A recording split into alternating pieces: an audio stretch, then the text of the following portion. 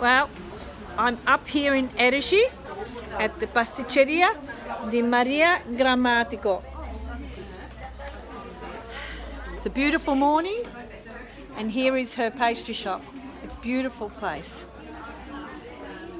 Ciao! What a beautiful place it is. Look at this.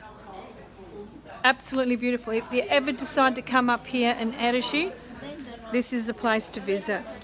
It's probably an hour and a half, 2 hours out of Palermo, up in the mountains, but it's worth it. There's about 4 bus loads that have come this morning with following us. So have a look at that. Just gorgeous. There you can see Maria Grammatico's pastry shop.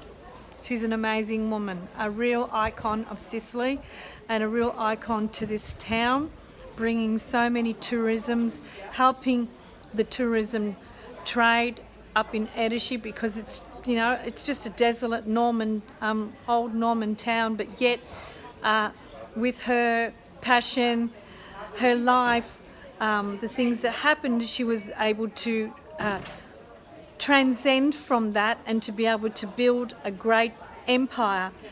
She has about 18 staff that work for her. I mean, she's made an amazing town.